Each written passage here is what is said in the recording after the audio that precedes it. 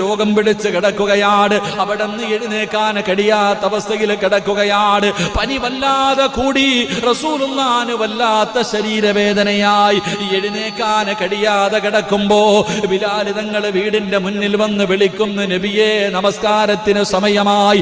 അള്ളാന്റെ റസൂൽ അവിടെ നിന്ന് പറഞ്ഞു, ബിലാലെ അബൂബക്കറിനോട് നിസ്കരിക്കാൻ പറ, സിദ്ദീഖിനോട് ഇമാമത്ത് നിൽക്കാൻ പറ.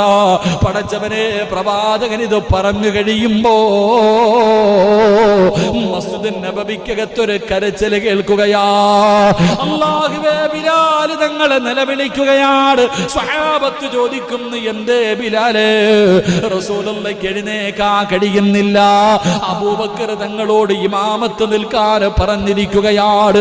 ഇത് പറഞ്ഞു കഴിയുമ്പോ മസ്ജിദ് നബവിക്കകത്ത് സഹാബത്തിന്റെ കൂട്ടക്കരച്ചലാ. അല്ലാഹുവിന്റെ റസൂൽ ചോദിക്കുന്നു, ആയിഷ എന്തേ ശബ്ദം കേൾക്കുന്നത്? അങ്ങ് നമസ്കരിക്കാൻ പോകാത്തത് കാരണം സ്വഹാബത്ത് കിടന്ന് കരയുകയാണ് നബിയേ. അല്ലാഹുവിന്റെ പ്രവാചകം ദുആ ചെയ്യുകയാണ്, റബ്ബേ എനിക്ക് പോകാനുള്ള ആഫിയത്ത് തരണേ അല്ലാ. അവിടുന്ന് ദുആ ചെയ്തു. ചെറുതായിട്ട് പനിയൊന്ന് കുറഞ്ഞു, അവിടുത്തെ രോഗമൊന്ന് കുറഞ്ഞു. റസൂലുള്ളാഹി തങ്ങള് അലി റളിയല്ലാഹു തആല അൻഹു രണ്ട് സ്വഹാബികളുടെ കഴുത്തിൽ ഇങ്ങനെ കൈവെക്കുകയാണ്. എന്നിട്ട് നടക്കാൻ കഴിയാതെ കാലിങ്ങനെ തറയിലൂടെ വലിച്ചാട് ഇഴഞ്ഞിഴഞ്ഞാണ് കൊണ്ടുപോയത്.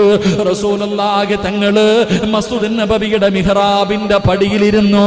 പ്രവാചകന് മുകളിലേക്ക് കേറാൻ കഴിഞ്ഞില്ല. ആ പടിയിലിരുന്നിട്ട് അല്ലാഹുവിന്റെ റസൂൽ അവിടുന്ന് സ്വഹാബത്തിനോട് പറഞ്ഞു, സ്വഹാബാ, എനിക്ക് നിങ്ങളോടൊരു കാര്യം പറയാനുണ്ട്. അവിടുന്ന് പ്രവാചകൻ ചില ഉപദേശങ്ങൾ കൊടുത്തു.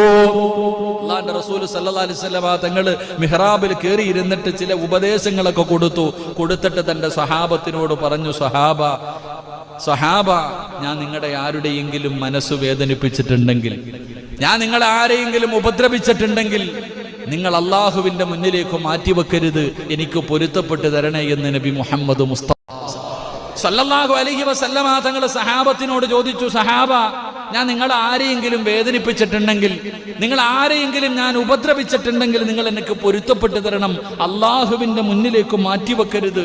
പ്രവാചകൻ പൊരുത്തം ചോദിക്കുകയാ. ആർക്കെങ്കിലും ഞാൻ എന്തെങ്കിലും സാമ്പത്തികമായി വല്ലതും തരാനുണ്ടെങ്കിൽ എൻ്റെ അടുക്കൽ നിന്ന് നിങ്ങൾ ചോദിച്ചു വാങ്ങണം. ഞാൻ നിങ്ങൾ ആരെങ്കിലും ഉപദ്രവിച്ചിട്ടുണ്ടെങ്കിൽ, ഉപദ്രവിക്കണമെങ്കിൽ തിരിച്ചുപദ്രവിക്കാം. ഞാൻ നിങ്ങൾ ആരെങ്കിലും തല്ലുകയോ പിടിക്കുകയോ ചെയ്തിട്ടുണ്ടെങ്കിൽ, തല്ലണമെങ്കിൽ തല്ലി